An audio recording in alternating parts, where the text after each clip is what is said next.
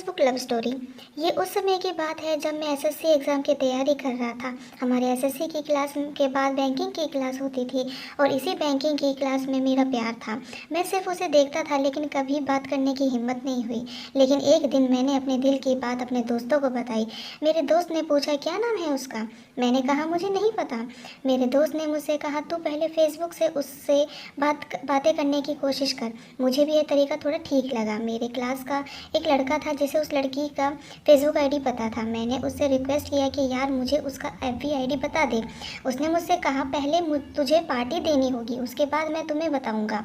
फिर मैंने उसको पार्टी दी, तब जाकर उसने उसका नाम बताया और उसका नाम निशा था। रात में मैंने निशा का नाम फेसबुक पर सर्च किया। मैंने उसे फ्रेंड रिक्वेस्ट भेजा। अब मैं सिर्फ उसके फ्रेंड रिक्वेस्ट एक्सेप्ट करने का इंतज़ार करने लगा। 4-5 दिनों के बाद उसने मेरा फ्रेंड रिक्वेस्ट एक्सेप्ट किया।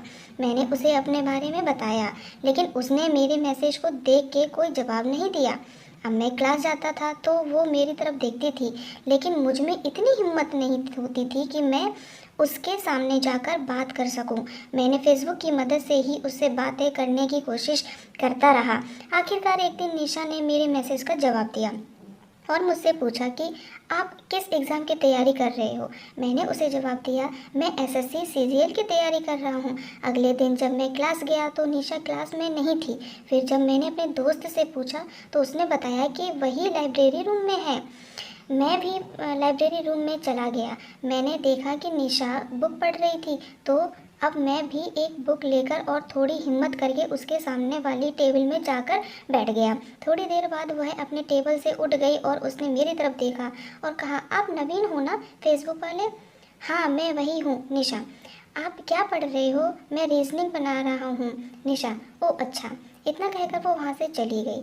घर पहुंचकर मैंने फेसबुक पे निशा से पूछा क्या हम क्लास खत्म होने के बाद ग्रुप डिस्कशन कर सकते हैं।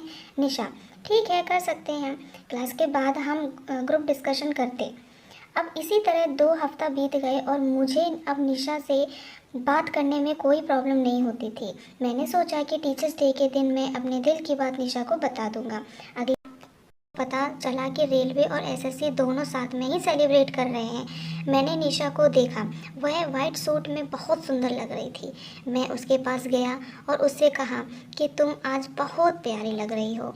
उसने मुझे मुस्कुराते हुए थैंक यू कहा।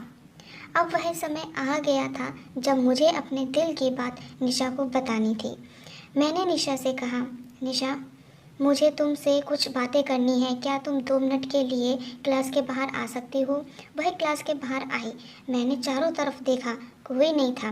मैंने अपने बैग से रोज़ निकाला और निशा से कहा निशा तुम मुझे बहुत अच्छी लगती हो। I love you so much Nisha. वह पहले तो मुझे गौर से देखी, फिर उसने गुलाब ले लिया। अगले दिन जब वह क्लास आई तो मैंने उससे पूछा निशा तुमने अपना जवाब नहीं दिया। निशा कैसा जवाब।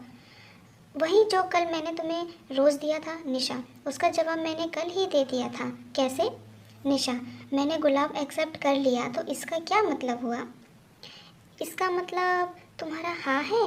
निशा लेकिन क्लास में किसी को हमारे बारे में पता नहीं चलना चाहिए। ठीक है किसी को पता नहीं चलेगा। इस तरह से ये प्रेम कहानी सफल हुई। अब नवीन और निशा क्लास की नज़र में एक दोस्त थे लेकिन वास्तव में वो दोनों एक कपल थे।